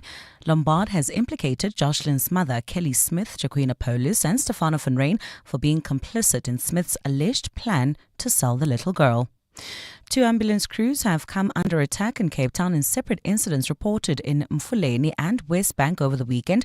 In the West Bank attack, the ambulance was stoned while being escorted by police. And in Turkey, police have detained several journalists from their homes amid escalating protests over the imprisonment of Istanbul mayor. Protests broke out yesterday, marking a 5th night of demonstrations. Mayor Ekrem Imamoglu was jailed on corruption charges last Wednesday. Those are the headlines. This Eyewitness News and more at midday or as it happens. EWN Traffic. This EWN Traffic is brought to you by cars.co.za. Let's find what moves you. How are we looking on the roads, Karabo? Sure, Clement. At the stage, heading towards Joburg in Alberton, expect about a 20-minute delay. This is on the R59 northbound between Swartkopies and the Reading interchange. Also, if you're leaving the Joburg CBD, traffic remains sluggish. This is on the M2 westbound between the Crown Interchange and Main Reef Road. Also slow-moving traffic driving through the Joburg CBD. That's the M1 southbound between Empire Road and the double-decker section due to an earlier accident. Also, there's slow-moving traffic. That's if you're in the Benoni-Boksburg area. N12 westbound, there's bumper-to-bumper traffic just after the R21 off-ramp. That's due to an earlier accident. And look out for those faulty traffic lights in Halfway House at Old Pretoria Road and Ellendale. If you come across any other traffic issues, please SMS us on 31702. We are also on X at EWN Traffic. There's more EWN on air, online, and on the EWN app. Do you want to buy a Honda? Cars.coza. Toyota or Mahindra? Cars.coza. Do you want to sell a Cherry? Cars.coza. Suzuki or Mercedes? Cars.coza. Polo, Kia, Mitsubishi, Havel, Hyundai, Lamborghini. Buy and sell, it's very easy. All you got to do is type Cars.coza. Cars.coza. Cars.coza. Let's find what moves you. Cars.coza. Cars.coza. At 702, We're proud of a lot of things but none more than our connection to you. because we know when we walk the talk, We're never alone. Firstly, I'd like to just say I'm very grateful to those that offered to help with it, whether it be a donation or be towards my procedure. I am going into an operation to get my urethra reconstructed and fixed. So I am truly, truly grateful for everyone that showed their support. You guys are lifesavers, genuinely lifesavers. Every SMS, voice note, email, phone call, your every word leads to action. that changes lives, changes minds, uplifts communities, and holds authority to account. Together, we've turned dialogue into good deeds. And promises into progress. Yes, we did that. You and 702.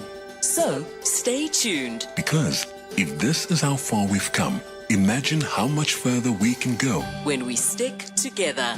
702. Let's walk the talk. Honey, what are you doing? I'm stretching for tonight. I thought you're not dancing at bachelorette parties anymore. Baby, we need the money to put Johnny through matriek mos. And what's the police uniform for? The clients feel safer when I wear it. No, man, just sell your bucky to We Buy Cars. They give the best prices and they pay you within minutes. Okay, but can I just go and dance one more time, please? You know how much I love it. No, the buyer's already on his way here. Wow, okay. Strapped for cash? Just sell your vehicle to We Buy Cars. The easiest way to sell your car by far. Make soccer season legendary with Hollywood Bets. Aziz Shagay, Let's Play takes your disky passion to the next dimension. Light up the games with your best bet slip and stand a chance to win your share of 2 million rand in prizes, including a brand new Toyota Fortuner. Bet a minimum of 10 rand on any soccer fixture to qualify. T's and C's apply. Hollywood Sportsbook is a licensed betting operator. Hollywood Bets supports responsible gambling. No persons under the age of 18 years are permitted to gamble. Winners know when to stop. South African Responsible Gambling Foundation toll-free counselling line 0800 006 008 or WhatsApp help to 076 675 0710. Hello, welcome to the Crazy Store. Hello, hi. I would like a refund for the stress ball. Of course. I have been squeezing it for 6 days and I'm still totally stressed out. I see. These safety pins, they don't work. I pin them to my pants, but they don't make me feel safe. Can I exchange them for this pepper spray? No problem. The Crazy Store. Our quality promise means we'll replace or refund any of our products that you are not happy with. If you're balancing the books like a pro 1 minute and then running off for some last minute supplies the next, you're definitely a small business owner. MTN gets it. SME owners wear many hats brilliantly. That's why MTN in 702 wants to celebrate all the incredible SMEs of Gauteng for being such a vibrant force in South Africa's economy. With the 702 Small Business Awards brought to you by MTN, because MTN is here to help SMEs make the moves they need to grow. Visit primemediaplus.com now. Enter your SME or nominate an awesome small business and they could be a finalist in the 702 Small Business Awards. Brought to you by MTN. Today, we make moves. T's and C's and more on primemediaplus.com. 702. Family Matters. 22 minutes before 12 o'clock. Let's continue with our Family Matters feature where we are discussing this issue of power or status in a family and how that can affect the dynamics in that particular family, whether it's the power or wealth status or popularity of a family member. Maybe some position that they hold in society, that can have an enormous impact on those dynamics in the family. Some people can take advantage of it. There are some people that are more privileged who want to have control over everything. They want to make every decision. If you disagree with them, that somehow they withhold their support. Some family members feel entitled to whatever benefits come with someone who has a particular status in society or is more privileged. So there's a lot of things to really balance here. There's a lot of maturity that is needed, a lot of honest conversations that are needed. And I'm asking you this morning, what has been your experience? Maybe you are that person who is seen as successful in the family. Are you often treated differently in a weird way that just doesn't make sense, where they even come to you as a young one to make decisions about, important things that must be decided on by the elders? But because you are seen as successful, you are seen as someone is important in society, those decisions end up landing on you. What responsibility do you have to respond to those kind of approaches? 011-883-0702. That's where you can call us to share your experiences. The WhatsApp line is 0727021702. Hello, Clement and team. Happy Monday. You're still saying in the families. It happens even in churches, in our communities, in our friend groups. Anyone who has money, their word goes. Thank you for the great show. That's such an important thing, eh? True. Churches and friendships, and you think it's just located in family. No. Yeah. Okay, here's another one. Hi, Clement. Love the topic. I just want to understand, in a family setting, if we're having a meeting, who should give who an opportunity to speak? Because all of us, who can just say, this is my view, this is my view. Some people will never talk, whether you like it or not. They're not going to talk. And those are the ones that will always have a negative say behind your back. And it's not fair, because in a family setting, we all have equal say, irrespective of who has what and who doesn't have what. Thank you. But then that's why you must sit down with them and say, you can't be going out and saying these things behind our backs, but when you're given the opportunity to raise your opinions, you don't do that when we are having a family meeting. I would imagine that's the best way to respond to something like that. Good morning, Clement. I have observed a lot of family groups that I'm in. If you don't have money, you wake up in the morning and greet everyone. Morning, everybody. People just blue tick you. But when a rich aunt or a brother who's in the UK or somewhere abroad, that person is assumed to be rich. When that person just posts an emoji by mistake, everyone will be like, wow, how are you there? How's the weather? And they start worshipping that person. So yeah, it happens. Thanks, Anonymous. Oh my goodness. It does. Yeah, true. It does. It does happen. And yeah, I'm just like, even in churches, these are places where you want more than anywhere else to show people that we are all equal. Sure. Whether you came here as less privileged, as more privileged, as someone who's known in society, we're equal here. It's said that even in spaces like that, there's this hierarchy based on how much you get paid, what car you drive, what status you hold in society. And you've got these churches who even their elders are just famous people. Sure. It's really sad.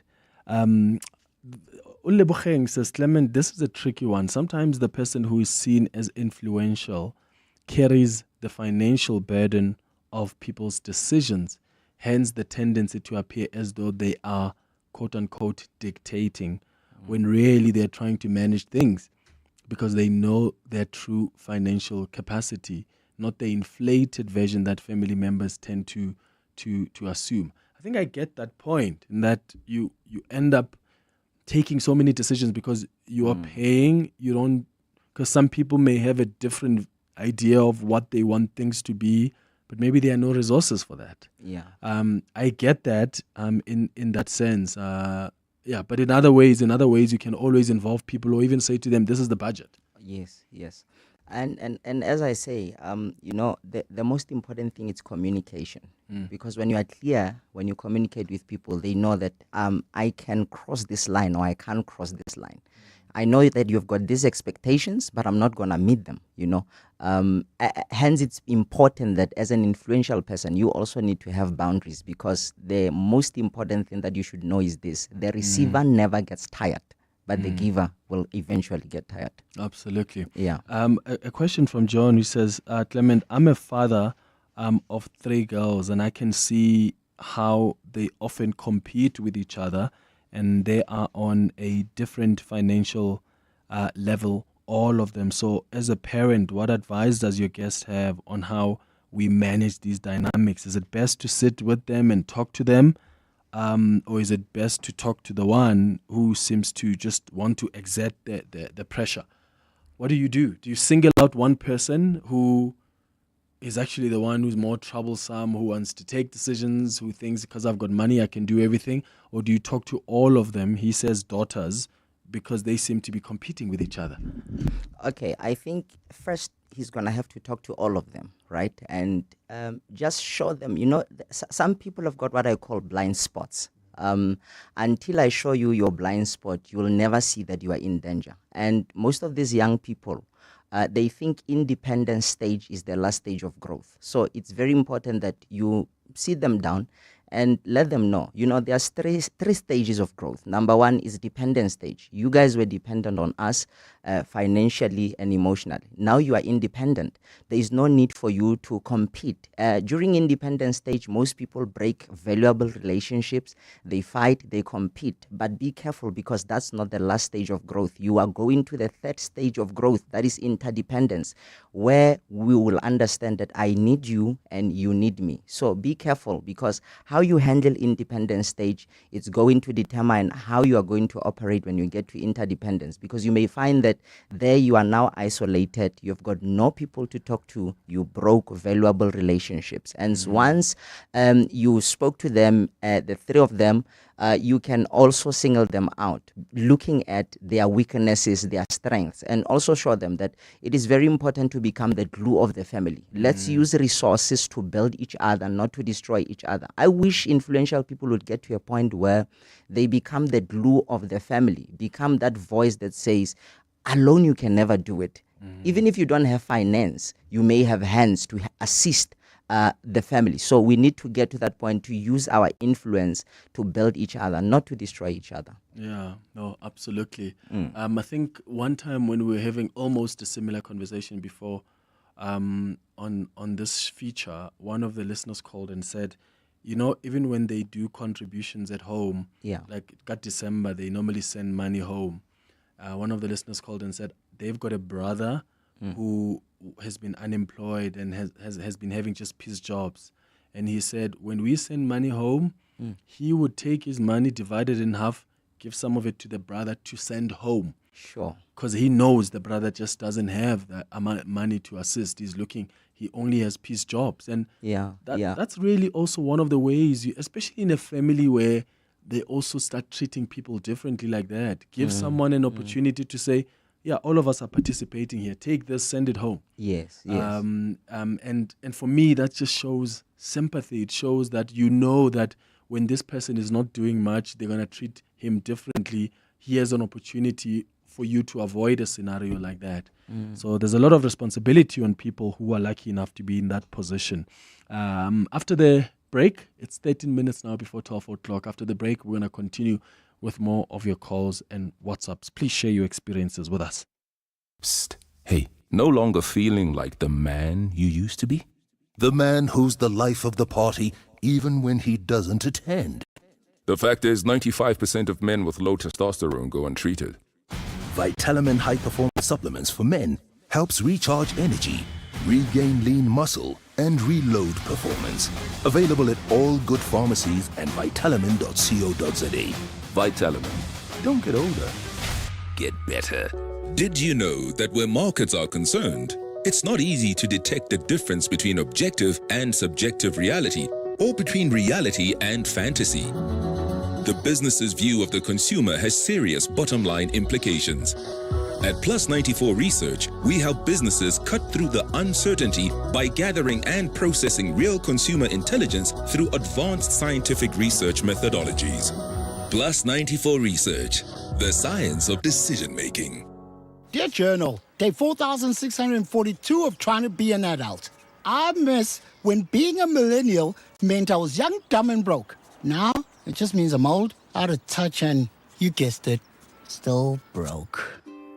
Aggressively realizing your age? Get covered at pineapple.co.za. It's simple and like 19 Rand a day, so it's 100% the insurance for you. Underwritten by Old Mutual Alternative Risk Transfer Insurer Limited, a licensed non-life insurer and authorized FSP. Premiums are risk profile dependent. Let's face it, in this country, small business owners wear many hats, and they wear them brilliantly. That's why MTN and 702 want to tip our hats to all the incredible SMEs of Gauteng for being such a valuable part of our communities and a vibrant force in SA's economy. At the 702 Small Business Awards, brought to you by MTN, because MTN is here to help grow their businesses and move them further. Go to primemediaplus.com now, enter your SME, or nominate a small business doing big things in the 702 Small Business Awards, brought to you by MTN. Today, we make moves. T's and C's and more on primemediaplus.com. 702. Family Matters. 10 minutes now before 12 o'clock. Hi, Clement. Nice topic. Anonymous here. Clement, sometimes I blame the parents. So here's a story. So my aunt, the firstborn from my mom's side, she used to have money, like do everything at home, take her to school and everything, take my own mother to school. So my mother got a job and then she was affording everything. Then my granny started favoring my mom. Like everything, my mom has to take decisions. Now my mom is even controlling us, who to date, who to talk to, who not to talk to. But then recently, I got a job, I bought a car. Guess what? My granny now is turning to me. This is so confusing. Yeah, it's what we were talking about earlier, Kagiso, that when you are in that position, then you think you can control people, right? And sometimes it's not as control as do this, don't do that. It's just like very subtle sometimes, where because someone didn't marry who you thought was good for them, or they don't want to get married in a way you want them to, and then suddenly you don't help them 100% with, you don't contribute as much as you wanted to contribute because you're trying to teach them a lesson. It's just so weird. And then another person says, hey, Clement, it's nice to be important, but it's important to be nice. That's a message from Chad in the Johannesburg South. Quite an important lesson there, Chad. Another one says, Clement, everywhere we go, it's the same story. Even if you go to the celebration or family gathering, there will be two parties in the same planet. Some are treated in a respected or respective way, and some are treated so lousily. They check the status of people, and of course, we can't be the same and we can't be equal. But at the end, we are all humans. Yeah, that's an important point there. Thank you so much for raising it. Okay, you've already given advice earlier on to parents who say, I've got kids that are complaining here. What about siblings who no longer have an adult who can call them to a meeting, who no longer have a dad or a father? How do you suggest to them they deal with something like this? If someone is listening to us and says, yeah, we do have a sibling or a sister or a brother who is a bit controlling like that, or who wants to take all the decisions, how do they navigate that? Because if they meet to discuss this one sister or this one uncle, then they are gossiping. If they call a meeting, then they may be seen as, you guys are ganging up against me. What's the best way to do it? Do you bring in an uncle, a therapist to come and be the mediator? How do you deal with it? Look, I believe that the most important thing that families should learn to understand is sometimes we need to show each other grace and we need to show each other love before we address issues. Sometimes we are quick to, go straight to issues before we show that we care for each other. Because before I listen to you, there are a few questions that I need to understand. I need to know that, do you care? Do you love me? And can you help me?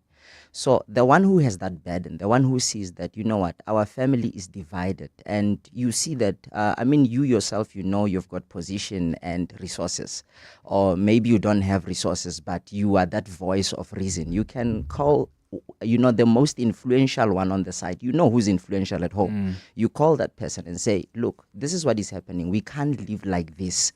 And I suggest we do 1, 2, 3, 4. Once you've won that one who's influential, then it's very easy to reach out to everybody. Then you gather together, you fellowship together, and you also check what was our uniting factor. If our uniting factor was the love of our parents or our parents, your topics go around those things, trigger those memories, those exciting moments, those joyful moments, the moments that made you guys to bond. Then when you guys are comfortable and the platform is there, you are able to say, is it possible for us to go back there? Or let's start afresh and build each other. And that way, it's going to help families. Truth be told, one of the things that destroys us, it's pride. One would know very well, I have a desire to talk to my brother. I have a desire to talk to my sister. But because of the past hurt, you're like, he's the one who's supposed to say, I'm sorry. But truth be told, let's not sacrifice our families because of pride. Let's prioritize family. Yeah. So we didn't touch a lot on some family members who also feel entitled. So how do you manage that? So if you have been blessed more, or you're more privileged in a family, and then there are people that just feel entitled, they feel it's your job to do this, it's your job to look after me, it's your job to pay for my child's school fees because you just have the money to do it. There's not even a thank you sometimes. Because they think it's that's your responsibility. How do you handle that? Years ago, I used to pay school fees for people who were not able to say thank you. I used to do community work, and people would not say thank you. But one old man gave me an advice. He said to me, never help people who don't acknowledge that they need help. Yeah, you don't help people that don't acknowledge that they need help. And also, if a person says to you, I need help, they must clarify.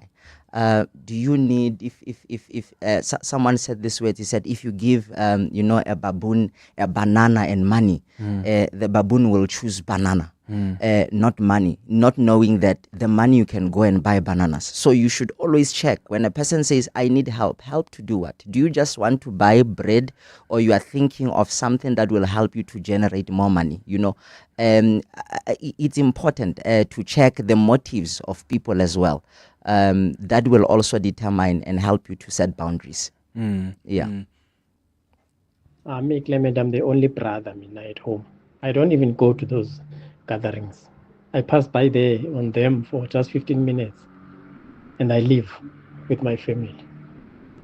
Or I don't even go at all because it is controlled by my sisters. And the AOS so they've got all the recognition. So I don't even go to those, Clement. To spare just my dignity, I don't go. Case in Kagiso.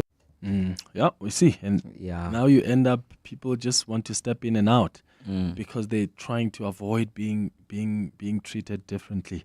Kagiso Malepe, leadership and life coach, thank you so much for joining us in studio and for guiding us through this important conversation. Thank you, sir. It's 3 minutes now before 12. How would you like to lighten the load when it comes to getting your freight there conveniently and on time? You can with a tag. No scrambling around for cash or a card. Less time wasted. Choose the convenient way. To drive smart, download the Sanral app to link your cards and manage top-up payments for your convenience. For more info, visit sunral.co.za. Tags are the way to go. Sunral, an agency of the Department of Transport. In business, a rand saved is a rand earned. And almost 100,000 businesses trust OutSurance. I'm in tourism. I'm running a guest house here. When I switched over to OutSurance, it was very simple and convenient. I used the savings to subsidize my solar installations. Switching to OutSurance was one of the best decisions I made insurance-wise, yes. For your business insurance, contact OutSurance to see how much your business could save. SMS quote to 43503 for immediate cover or visit outsurance.co.za today. A licensed insurer and FSP. T's and C's online. At Zero, we know there's nothing small about small business. It's starting from scratch. It's the 9 to 5 and the 5 to 9. We don't think of you as small, we think of you as self-made. Search Zero with an X, accounting software for self-made business. You're with Clement Manyathela. 702. Coming up next, the Midday Report with Mandy Weena. How are you doing, Mandy Weena? I'm good, thanks. And Did you have a good weekend? Very good. Well, I worked on Friday. Oh, you're a good employee. You deserve Employee of the Year award. Did you watch the Grand Prix? I Yeah. thought it was quite boring. It was boring, eh? Yeah. Ferrari? Wasn't well, they got disqualified. Tell me about it. What's popping today? So we will focus on Soshanguve, where they're reacting to the murder of 5 community patrollers over the weekend. Police manhunt has been launched. Today's World TB Day. The Minister of Health is doing a door-to-door campaign. We'll also look at the impact of US funding cuts to the fight against TB and what's happening with that. We were supposed to be reporting on a trial today. It's not happening because of water cuts in the court. Again, the Minister of Justice responded to a question about this in Parliament last week, the impact that the water cuts, electricity cuts are having on the court. So we'll look at that. There's a protest underway in Durban over illegal immigration. And then we'll wrap up the weekend sports. Bafana winning on Friday against Lesotho and the Grand Prix. Okay, that's what's coming up on the Midday Report with Mandy Weena. Thank you for listening to the Monday edition of the Clement Manyathela Show. We'll be back with you tomorrow between 9 and 12. Have a beautiful day, my friends. Bye-bye. This is EWN.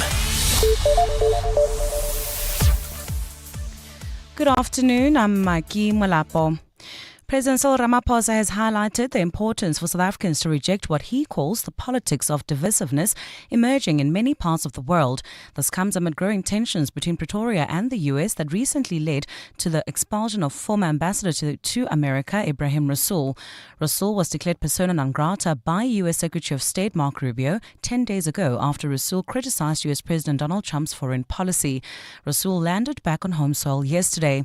Writing in his weekly newsletter today, President Ramaphosa further called on his citizens to challenge the completely false narrative that the country is a place in which people of a certain race or culture are being targeted for persecution. This after Trump administration froze aid to the country over a law Trump alleged allows land to be seized from white farmers. Police Minister Senzo Mchunu has condemned the killing of 5 community safety patrollers in Soshanguve.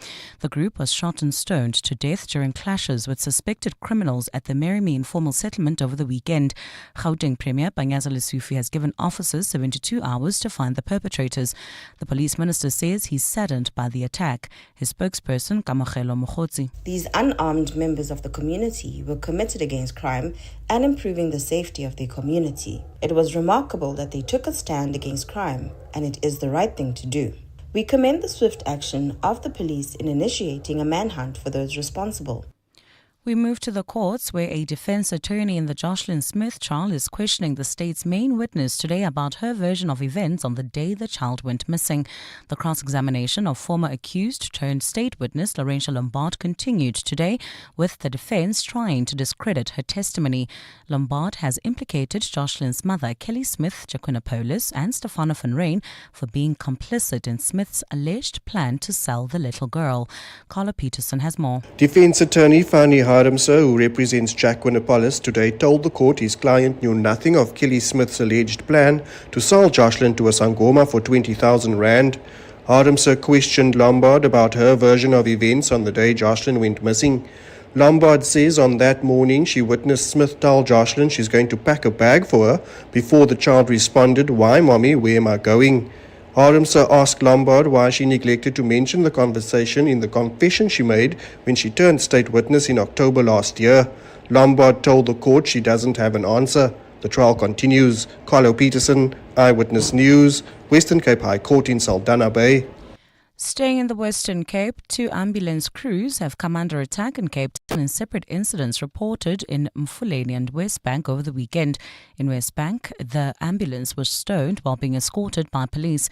Metro Emergency Medical Services officials are escorted by the SAPS in several high-risk or dangerous Cape Town communities classified as red zones. Western Cape Department of Health and Wellness spokesperson Nadia Ferreira. We can confirm that 2 of our ambulance crews were attacked this weekend. 2 crew members on a call in Mfuleni were approached by 2 assailants, both armed with guns. Both crew members were taken for medical treatment after being physically attacked and are receiving counselling support. The other EMS vehicle was stoned in Westbank. The Health Department is leading a targeted universal testing campaign for TB focused on asymptomatic vulnerable groups. South Africa remains among the highest ranked tuberculosis infections. The WHO says people vulnerable to the disease include those with diabetes, tobacco users and HIV positive people. Cape Town's Maker Member for Community Services and Health, Francine Higham. City Health has reaffirmed its commitment to ending the disease. This year, the focus is on key priorities that will drive progress in TB care. We honour the people who break through the stigma and have themselves tested for TB. By working together, we can stop the spread and ensure healthier families and communities in Cape Town. In Turkey, police have detained several journalists from their homes amid escalating protests over the imprisonment of the Istanbul mayor. Protests broke out yesterday, marking a 5th night of demonstrations. Mayor Ekrem İmamoğlu was jailed on corruption charges last Wednesday. He's accused of running a criminal organization, accepting bribes, extortion, and illegally recording personal data. The arrest of the journalists has been deemed as an attack on press freedoms and the people's right to learn the truth. Gold's trading at $3,025.47 an ounce. The rand's at 18.16 to the dollar, at 23.55 to the pound, at 19.69 to the euro. Brent crude oil's at $72.22 a barrel.